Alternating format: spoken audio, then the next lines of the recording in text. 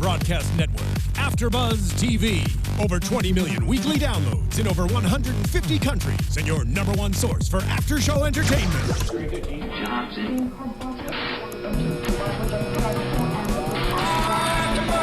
AFTERBUZZ TV, the destination for TV superfans. Producing after-shows for over 300 of your favorite TV shows. Interviewing celebrities and showrunners. And bringing you behind-the-scenes exclusives. All thanks to E! Entertainment's Miriam and Unos, producer Kevin Undergaro, and internet leader Akamai. Now, let the buzz begin! Can't nobody love you like I'm loving you right now. Right now, baby. Hey there, AfterBuzzers. Welcome to another episode of Girls, Season 4, Episode 6, the episode titled Close Up. I'm your host, Miriam Gonzalez. You can follow me on Twitter at Miriam L. Gonzalez, and joining me is my fabulous girl. Hello, everybody. It is your girl, Spicy Mari, sizzling in here, and you guys can play with my Twitter or stroke my Instagram at spicy_Mari. You can also follow us on iTunes, download us, rate us, comment, tell us what you think, give us 5 stars. We like that. It makes us feel good. Or not. You can also watch us on YouTube. You can, tell us what you think. Tell us what you think about what's going on with girls. And you know what else we want to hear about? American crime. Seriously, I love a good crime show, but this one, it's like, what if your son was murdered or your daughter was arrested? It's very dramatic. Yes, your child frame. Where does the truth lie?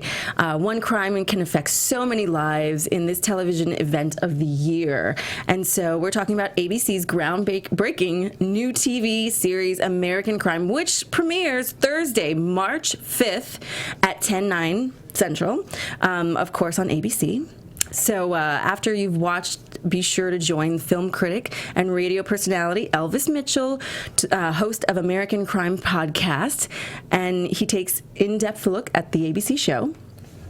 Each week, the podcast will feature a candid conversation with show creator and executive producer John Ridley, the Oscar-winning screenwriter of 12 Years a Slave. That's a great movie, by the way. Such a great movie. So he's going to be joining in the conversation every week. That's pretty awesome. Yes, which is awesome. And along with the the talent of the show, discussing the show, the latest episodes, the character storyline, just kind of like what we do here. Sounds like a lot of fun, and other timely topics. Go to podcast1.com/American Crime to subscribe now. While you're on podcast1.com, don't forget to check out other AfterBuzz TV shows too. Especially HBO Girls. Oh, especially HBO Girls. Girl!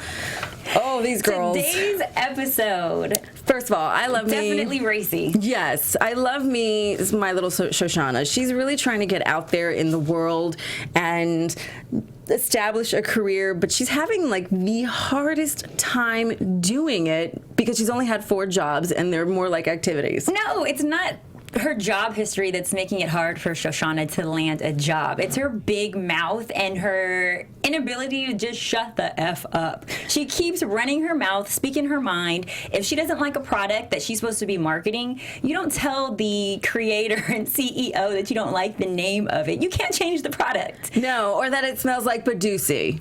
Yeah, but if you watched her other interviews, she was insulting the person interviewing her prior, their wardrobe, or I think their hair, the necklace that they were wearing. Yeah. So she goes on this rampage and just speaks her mind and thinks that this honesty is welcome, but it's not. No, I think for Shoshana, she needs to be eager about wanting to get the job instead of sabotaging it the way that she's been doing. You think that she's sabotaging, or she just doesn't have a filter? She does. I think it's a combination of both. She's sabotaging it because she doesn't have a filter. When you are first, especially with no experience under your belt, when you first want to go get a job, you want them to know how eager you are to learn. How can you contribute to this team here? What can you do on a daily basis that's going to make you valuable in this situation? Enthusiasm. They want you enthusiastic about the product. Exactly. And opening up the smushed rice noodles and saying that it smells like Badoosie, but dick and pussy, as she puts it, is not exactly the way to land the job, you know? And I think it's just absolutely crazy. I mean, here you have John Ritter, who's playing the character of Scott. He is, you know, he's started his own company. She insults him all the way through. She's like, you know, is this what you dreamed of doing? He's like, yeah, actually it is. I dreamed of starting my own company with Jeremy and Simon. and, you know, like, he's excited about his product. You know, Madam Tinsley Soup, which happens to be his ex-girlfriend's name. That's hilarious. That's hilarious. But what I think is adorable is that although she obviously isn't going to get the job, I like that at the fact he was afterwards he was turned on by how blunt and open and vulgar she was. Yeah. I think that it was attractive to him because he asked her for a drink afterwards, and Shoshana was like, "Sure, absolutely, why not?" Because that's the girl you want to date is like that. The girl you want to work with, not so much. Right. With inexperience at that. Yeah, so that was pretty cute. Yeah, she's adorable, and you know, of course, she insults him one more time. She's like, "What? Do you want me to write this for Holy Shit magazine?" She was on fire in this interview, and I think she really needs to step back and learn from her mistakes in these interviews in order to progress and move forward to get to where she wants. But we find out later when they're at brunch, she's ready to actually take on, you know, Scott's last name and be, you know, Mrs. Madam Tinsley and collect checks. Which that's not a smart idea that young. Yeah, well, I think that maybe she's looking down. That is definitely not the path to go. No. But I do think that she should possibly look into being a critic. What if she's a writer, and instead of Hannah being the writer, she's the writer, and she's a critic, whether it be for restaurants or books or, you know, this vulnerability, I'll call it vulnerability, even though it's really just absurd honesty, is actually endearing for a business that requires that. But for a business that requires you to be maybe fake and sugarcoat things and make things appear better than they really are, she can't be in that field. No. She definitely can't do retail either. I don't see her doing retail You're too fat to wear that outfit. No, honey, take that off. I just see that happening. You know, but she does have good qualities about her, where she just has to figure it out. Mm-hmm. You know, if we can see her encourage Ray to go into the city council meeting, which we see him do today, then she just needs to find her niche. But we find that Ray goes to the city council meeting, which I think was a really great idea for him. He's very passionate about the honking and the horns on his street, which is making him mad. I wouldn't be surprised if he has to go on Prozac with the way that he's so upset and wound up about it. But it is annoying when you have like all of that outside your window. You're just like, seriously? He can't sleep. He can't think. He can't read. He can't do anything. And I like that he's being proactive. And we see him go on this all-day waiting period in front of city council, only for them to not ever call him. And he went as far as to even make a little display.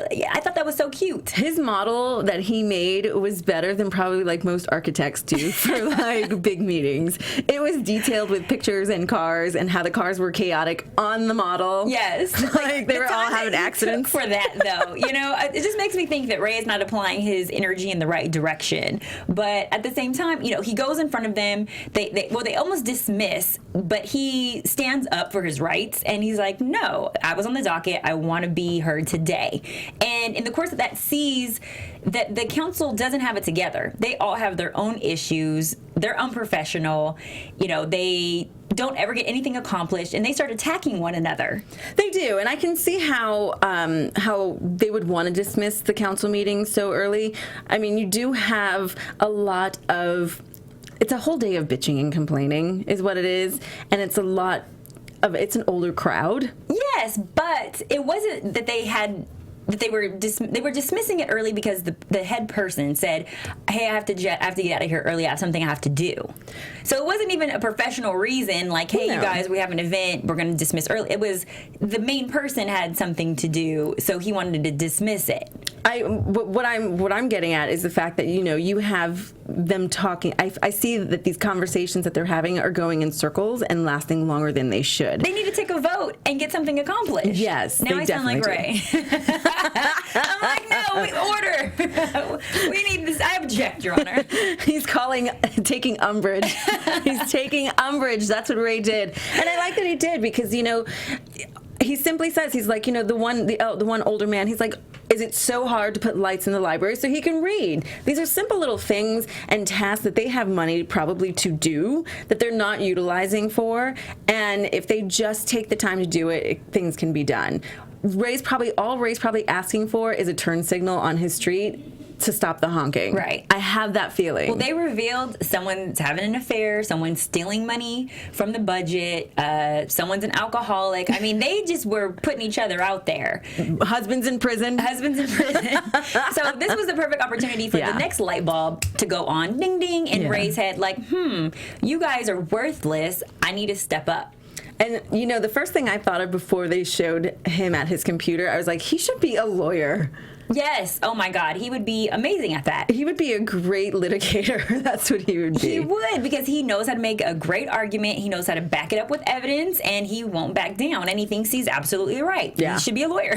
He should. But, we see that he's actually going to run for the community board chairperson for the district Board 8, which I think is great. I think he needs, like you said, to direct his energy in a positive direction. And this is a positive one, where he can go and help people. That must be the theme, helping people. The theme of so I kind of felt like the theme. I see what you're saying as far as helping people. I see it more as just two characters. A partnership theme. I think the overall encompassing theme for this episode was partnership, because you also, and I think we're going to go into Marnie next anyway, so I might as well just open it. The partnership right there. The overlying theme of that was, what's your contribution? I'm writing all this music, yes, I'm straddling you every day and making sweet, passionate love with you against the wall, but what are you doing other than fixing your bike? They really do have a hot sex life. They have a great I must sex say. life. And, she's there sitting, Googling her song. First of all, they were having sex to her song. No. To their song. That was hilarious, but just Marnie's sex life is so freaking smoking hot that she teaches me a new position every single week. Every single week I'm like, I need to try that. I'm gonna go home and try that. I liked how she was straddling him while on the computer. That was very sweet and sexy, yet hot. It was affectionate too. Just when you're that comfortable with someone, their body becomes your wonderland, and so you can just do whatever you want when you want. If you want to read on top of them, there's just that. I feel like that was very realistic. He could have put a bowl of cereal on her hands and just started eating. Like, they were that comfy, and I love that. I love that for them. But we see that they're not that comfortable because they're not seeing eye to eye. The only thing they're seeing eye to eye on is, one, they like music. Two, they love to have sex. And that's it. Well, I think the only thing that they're really disagreeing on is, what did he refer? The modern American folk with an indie edge was how he described their music. Yes. And she thought that it was She and Him. Yeah. Now, I haven't heard She and Him. If you guys have heard of She and Him, please tweet at us, because I'm unfamiliar with this band that they referred to. It could be like a show band, like inside the show. Yeah. I don't know. But it had to have been a drastic difference for him to be so upset. But they also probably are a couple that sang a lot of love music, and so that's why Marnie was using them as a reference. Yeah. And so he felt like, okay, I can't respect your artistry and writing anymore now that I know that it's on a different page than what I thought we were about. Yeah, and it's because they're coming up to going to this showcase where they can only showcase 2 songs, and that's where they're finding the conflict of interest on what they want to show. She wants to highlight the music that she's written, right, but he's wanting to show that there's 6 other songs that are way better. And if they're better, you got to go with the best. And I think that Marnie just is so ready to jump in the spotlight and hasn't put in her due diligence. No, and we see that in prior episodes where, they did the jazz brunch. She's crying. She's not ready. Make it through a show, woman, before Yeah. you decide that your song should be, the opening act. Exactly. Wait till you have like 4 songs in the showcase, and then sing your song, honey. Right. And then sing your song. Right. But she winds up later on saying that she's incapable of truth and companionship, and she pretty much thinks that he's an asshole because they don't see eye to eye. Well, she's gonna have to, if she wants to make any kind of progress, she's gonna have to compromise. That's what it comes down to with him. There's got to be some sort of compromise, because without him, there is no her. Exactly. But I was just thinking the same thing, because he helped her develop her brand, her career, her capabilities, and His connections. start to believe in herself as a singer, even the slight bit, because she didn't know what she wanted to do. She was lost Yeah. when she found him. She had a YouTube video up. And speaking of videos, her thinking that she has 100 downloads for her one song and that must mean something. I hope Marco at the record label sees this. I mean, that's how naive she is, thinking that 100 downloads is a lot. That doesn't give her any credibility when it comes to the downloads of music for a song. Mm-hmm. 100 is hardly anything, so she needs to build her. Yes. Thousands. Speaking of thousands. download us too. Yes, iTunes. Download, rate, comment. Tell us what you think about tonight's episode. Yes. For sure, because it just keeps getting even more and more interesting. And, we see that Hannah moved back into her apartment, and Adam has moved in with Mimi Rose. Partnership. So it makes me happy, though, to know that Adam was not living with Mimi Rose inside of Hannah's apartment. Yeah, They I were was just surprised at that. I guess he gave her, her place back, which I thought was the right thing to do. It is. I would hope he wouldn't just lose her apartment in, the process of being in this new relationship if he were to move in with Mimi. Oh, hell no, I'd throw down if I were her. Because that's not cool. So now Hannah is living with what's her best friend's name? Oh, Elijah. she's living with Elijah. She's living with Elijah. But with Adam moving in with Mimi Rose, first of all, they've got this really cute dynamic, and I'm sad to say it because we so wanted Adam and Hannah to work out. But I like It's not over between them. It's not over. it's never over between any of them in this whole situation. But I love the dynamic. How sweet he is to Mimi Rose. He goes and he wakes up a little earlier, so he thinks, and makes her breakfast outside. First of all, I love those rooftop. Yeah, that was cute when he those lifts her rooftop up. decks in New York. I miss New York, but breakfast outside and just really sweet to her. He's really sweet to her, and we fast forward a little where they're just kind of sitting there, and he's tinkering with something, and he's like, let's go for a run, because that's what he likes to do. He loves to run, and she is just not open to it. She's like, no, and come to find out, she nonchalantly says, now tell me, do you guys agree with this? Oh yeah, by the way, I had an abortion yesterday, so I can't run, I can't have sex, I can't wear a tampon, and I can't, take a bath for a week. What? He's like, are you kidding me? Is this a joke? Now, as a viewer that was watching, and I was taken aback. I was really shocked, and I had predicted last week, if you guys remember, that this girl was crazy. I was like, Mimi Rose is probably a little bit off, and we're going to find out later on that there's, something crazy about her, and I feel like this was that crazy moment. And mind you, getting an abortion is not crazy, but her being so nonchalant and not telling her partner who she just moved in with, I feel like she's already, what she says is not being a liar, but I still think she's being deceitful. Yes. So yeah, she did not tell him. She was not truthful about the situation before it happened. But her keeping it from him is still, in my opinion, wrong, because it's deception. They definitely, first of all, beyond the deception, it is very apparent that she uses this as a regular form of birth control. Yes. Okay. And that is something I have a problem with. Now, these are not the views of AfterBuzz TV. Once again, folks, No. okay? This Her is and the I. views of Miriam and Spicy Madi. Let's do this. But I will say, I am pro-choice. So do not misunderstand me. I am pro-choice, but I also do think and consider that you're taking a life. I do consider it murder, and I do consider it sin, but I also am pro-choice. I think that everybody sins. You sin the way that you choose to sin. Yeah. And so that's called free will. And in this particular situation, Mimi is exercising her free will to the maximum amount. For the fact that she said, I usually don't discuss all my abortions with my partners, but I decided to be honest with you, so I got an abortion yesterday. But I'm not going to tell you how many, because that's private information.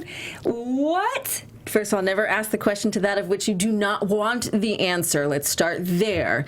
Second. But he did want the answer. He did. And the reason why he asked the question is because of the way she said it. I don't tell people about all the abortions I have had, which left her open to saying that this is not the first time and that there have been many. Absolutely. And that is, take a pill, use a condom, do the morning after pill if you need to. Obviously, you're not doing the pull-out method. No, pull out. Because the fact that she got pregnant, I mean, I sympathize with Adam because, you know, he does have a big heart, and I think that he at least wanted that option. And just as if he would have yesterday gone and got a vasectomy and didn't share that with her, that's a decision that you make together, especially when it comes to reproducing and you're in a relationship with that person. It's not like it was a one-night stand and she couldn't reach him. It was, hey, I took it upon myself. I mean, what if they do get serious and winds up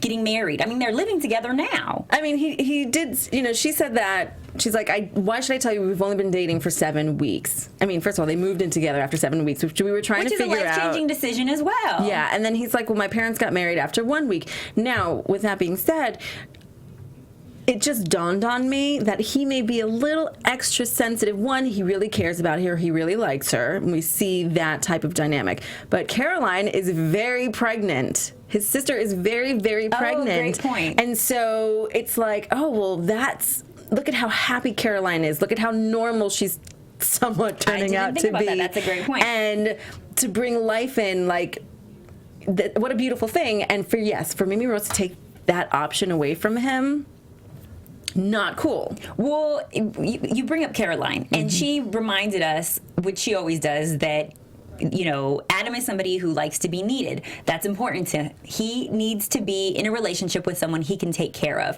And he mentioned to her, I think, even more upset about the fact that he's not involved in the decision of the baby. I think that he was upset that she didn't confide or come to him in this time of need or vulnerability, which made him feel as if he wasn't important or if she didn't care about him. And that's how he interprets, if you don't need me, you don't care about me. I think Adam sees those as, parallel.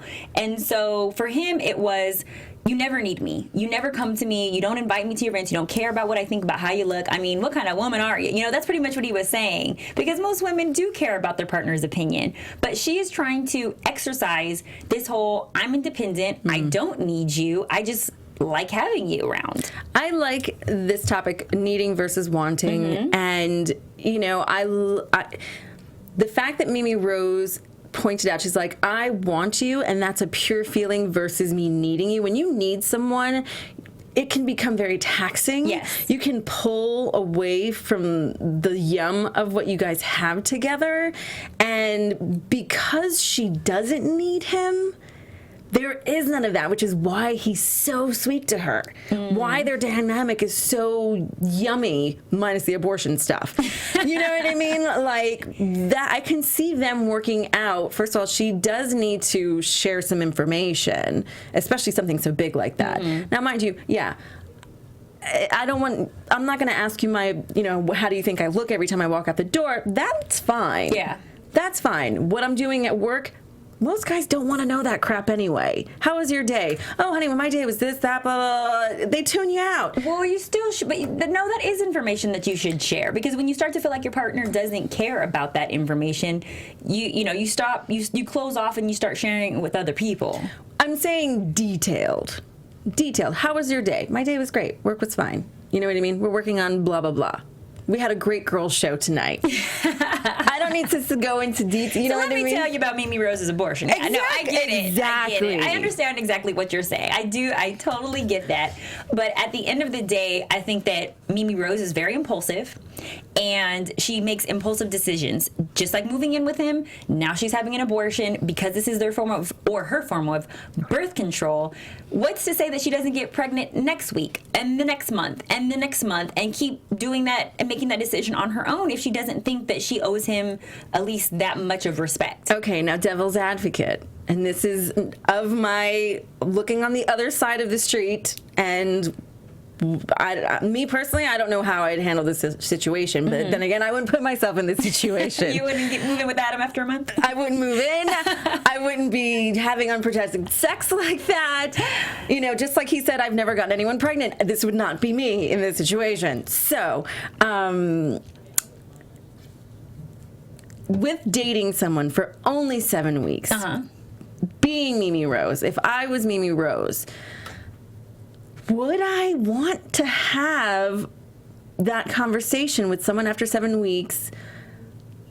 Let's consider having a child. So I don't think that she should have given him the option. I don't think that she should have proposed to him, hey, how do you feel about this? I think that she should have said, at least, this is what I'm going to do. And either you can be okay with that or you cannot. But I don't think that she should have talked about planning a future and a life, you know, a childhood, you know, laying out. I don't think that she should have gone into that with him. I don't think that that's necessary. But when you're in a relationship, and this is where it's a fine line, because no, she didn't want to have that conversation, but you owe your partner that conversation. Just like when you are horny and you want to mess with somebody else, give your partner that option. Hey, I'm starting to have feelings for somebody else, as opposed to lying about it or getting caught, them finding out later. Now you've taken the choice away from them, whether they want to be in a relationship with someone who's making that decision. Does that make sense? No, absolutely. Yeah, so I have a problem with her not sharing it with him first. If he was not okay with that, oh, well, you're going to make the decision anyways, but you share that information first. I mean, I can see, and this is the only reason why, like I said, I would not put myself in this position. I definitely don't think that should be had in the baby. No, I don't think that 7 she doesn't know him. He's very impulsive, and like, I can see him saying, no, don't have the abortion, have the baby. And her being like, and now she's stuck with the baby. If she chose to keep it, but that is her choice.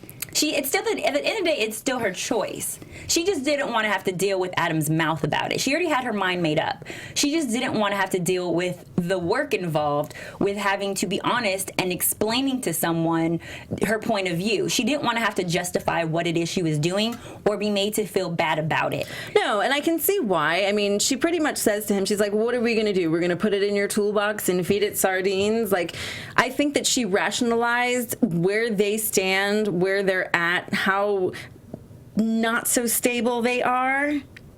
I mean, he was going to just leave that morning. So, you know, I understand exactly what she was thinking. I know exactly where she was coming from. If you don't know where your relationship lies, and it is new, she probably didn't feel like they were in a position or where the relationship was going to be the following month. Obviously, he was ready to leave her for not having told him, so he's That's not a big in it thing. for the long haul. And then she sees, too, well, you kind of did just move me in after breaking up with your girlfriend and not telling her that you have a new girlfriend, so we already know how you operate as far as breakups are concerned. You know, so I think that she's looking at the big perspective and the overall picture, and I understand her choice. I do not agree with it, though. She should have shared it first. iTunes, download us, rate us. Let us know what you guys think. What do you guys think? This is probably one of the most controversial should topics. She have been honest on or girls? Not? Yeah. And how would you go about doing that? Ladies, gentlemen who are watching, how would you like to be approached? Would you want to be approached? Great questions. Girls, would you tell the guy after 7 weeks, 6 months, for sure, a year? Oh, hell yeah. Conversations need to be had. And the thing is that she was picking and choosing how honest she wanted to be. So I felt like that was very hypocritical. Either you're going to be an honest person or you're going to be a dishonest person. But don't pick and choose what information you are going to share, because now the trust has been not just broken, but how can he trust anything that she says from here on out? I mean, she can lie about anything at this point or keep it from him. And so she's lied in the past with previous relationships and excluded him from this moment where she could have been honest and then wouldn't share anything else with him. I mean, I just felt like that was extremely hypocritical. You're still a dishonest person, Mimi Rose. Damn. Okay, Damn. sorry. And Okay. there you have I it. had to let that out. Marty just told you. Because I'm sorry, that is like the one thing you cannot do in a relationship. That Yeah. is like, that changes the direction of where your relationship goes. Dishonesty. Oh, And absolutely. if you break that trust, which I feel like Mimi Rose has, you know, it's going to be hard to bounce back from here. I mean, if, you know, she says that she's going to be home at 7, does that really mean she's going to be home at 7? How do we know that she's not having an affair, you know, with her one of her students? I don't know. But I'm just saying that she's developing a bad pattern. And for those of you at home who are in a relationship, give your partner that choice of whether they want to stay in the relationship, no matter how hard it is to be honest. Well, Adam is not exactly the most honest person in the entire planet when it comes to giving people a choice. I mean, we saw last week he didn't give Hannah a choice of, by the way, we're broken up. Yeah, I know. I So- mean, most of the characters on this show tend to be a little dishonest anyways. Yes, and for the first time in this episode, Hannah is really trying to find an honest place with herself, and I like that. She does some soul searching, and you know, she goes to therapy, which I'm so happy to see. I'm such a big advocate of therapy, and the fact that she threw herself into therapy in this episode right after a breakup, right after leaving school, not meeting everyone's expectations, Jessa, mom, dad, whoever, Adam. It was good to see her have that come to Jesus moment of what am I going to do? Who am I? Where is my place? Where do I fit in? And, you know, in back and forth with her therapist, Which is hilarious to me. Go yeah, ahead. you know, he's like, it's so nice to see you handling this whole Mimi Rose situation. You're being stable. You're being mature. Yeah, I mean, he was throwing out these words that I feel like, as a therapist, I think that they're supposed to do more listening, and he was very opinionated, and I feel like was not coddling her, but stroking her definitely. I feel like he was stroking her ego. No. See, in therapy, what winds up happening is this. I come to you and I say, Mari, I'm feeling sad. You're like, no, you're not feeling sad. You're feeling vulnerable. Or if I So say, they interpret I'm feeling what the vulnerable, person is saying. and it's like, well, no, actually, you're just raw.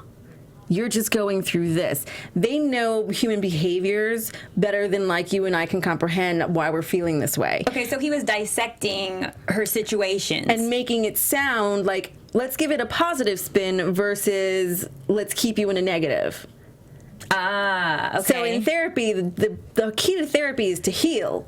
Got it. He was okay. That makes sense. Not to put down. It's let's take this moment of what you're going through and find the silver lining of the situation and how you can grow from it versus let's keep you where you're at and let's just keep boo-hooing and crying. How can we get through today so you can move forward tomorrow? So he was helping Hannah feel better about her circumstances, Yes. and find the silver lining in the situation, Yeah. and how to move forward. Exactly. Okay, I can see that, because I'm listening and I'm just thinking to myself, like, he's really, you know, stroking her ego a lot. He's definitely, you know, complimenting her, and I didn't know that.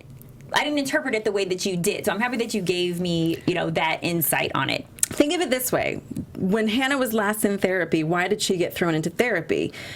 Her and Adam broke up. Tics started happening. She was doing things 7 Yes. times. She stuck a freaking Q-tip in her eardrum. Very destructive behavior to the point where it was harmful. So for her to be in the therapist's office after such another big breakup with Adam, and like a smack in the face one at that, for her to sit there, she was being mature. There has been progress. There is growth there for her, which is weird to say for Hannah because there maybe isn't. That's why maybe that was a growth moment for Hannah, and because I'm so used to her being immature and selfish, it was probably hard for me to digest her having those moments of maturity and growth. So maybe I'm the one that needs therapy. No, you know what it is? She's still going to have those immature moments, and we see that when they're at brunch, her friends all call her out and say that she's the most selfish person. Right. They give various examples, or keeping the fire yes. hydrant in her own room. Exactly. Not sharing her Kit Kat. But you know,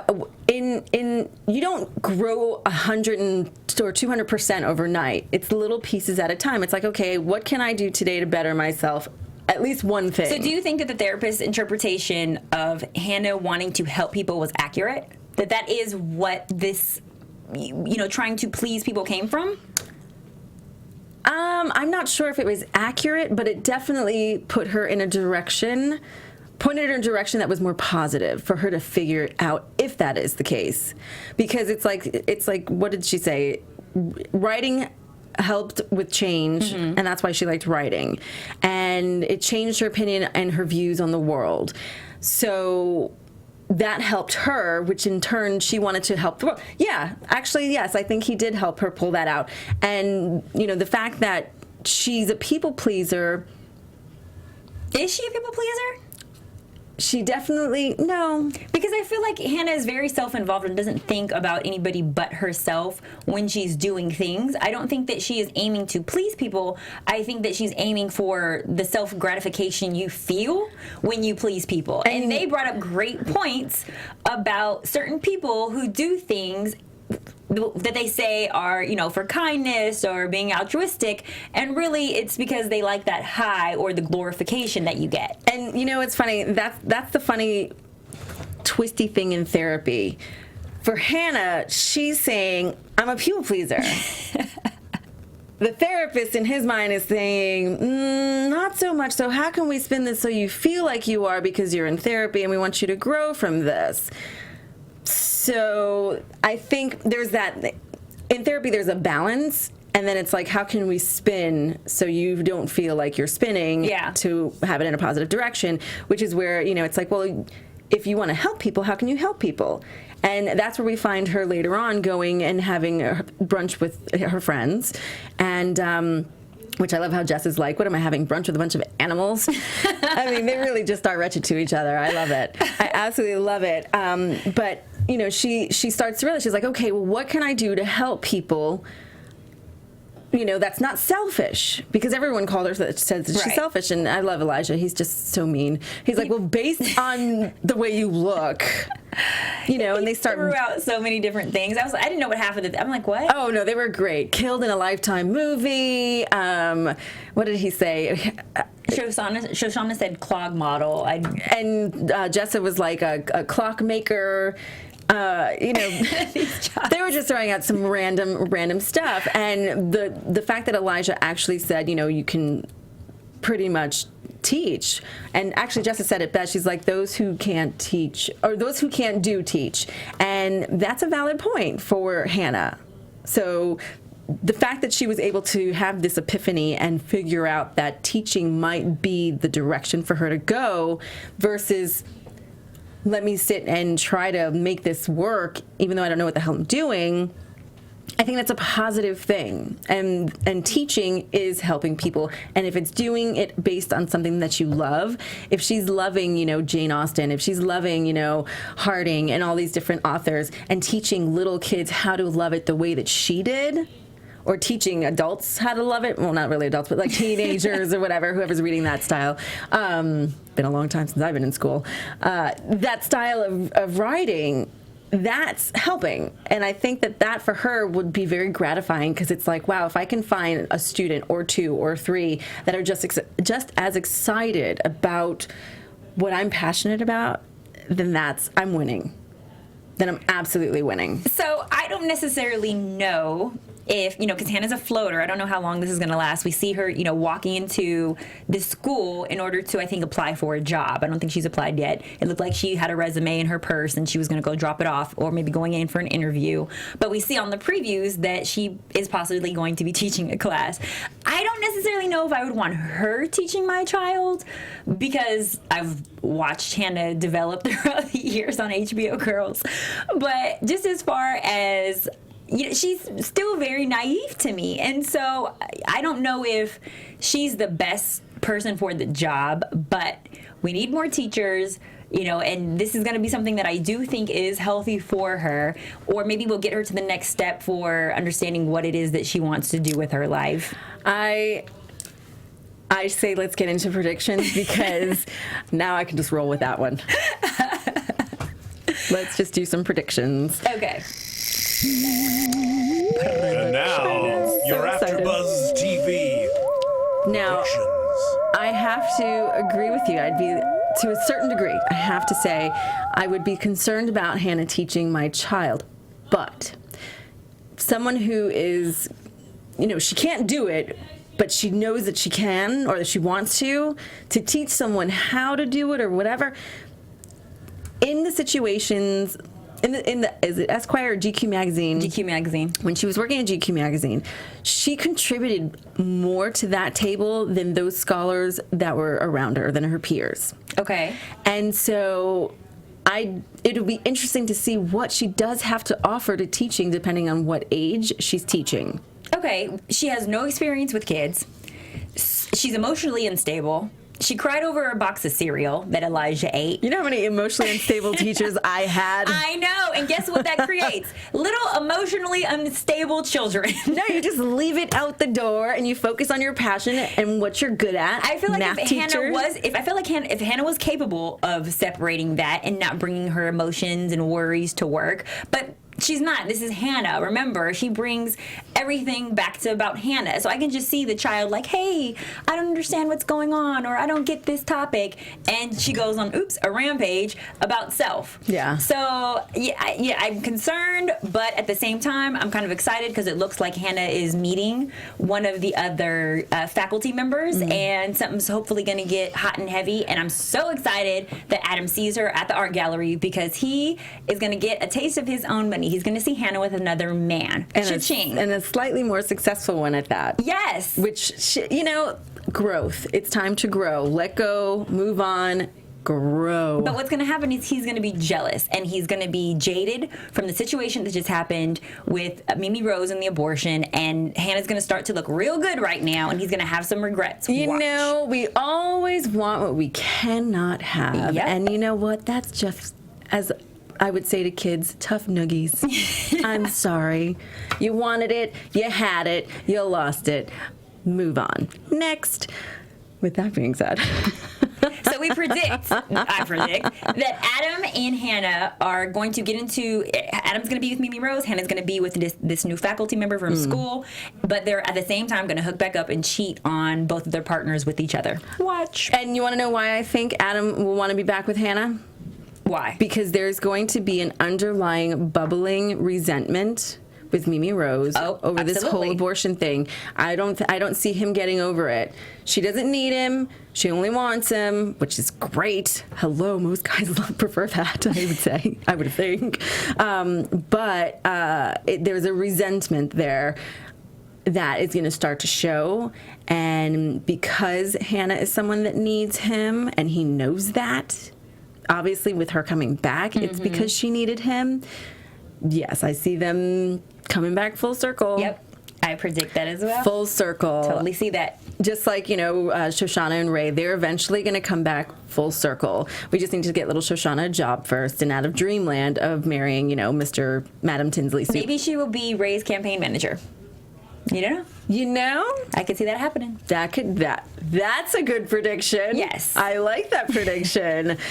Now, Marnie and Desi, where do we see them? They're going to break up. They're absolutely going to break up because now she's not looking at him the same way that she was before. And I don't think that she's being fair as far as the music is concerned, but because that's what brought them together, because they're going to see there's going to be constant conflict with what their passion is and their viewpoint, I think that eventually they're going to end. But how do you think that's going to affect her music career, period? Like, in the long run? I don't know.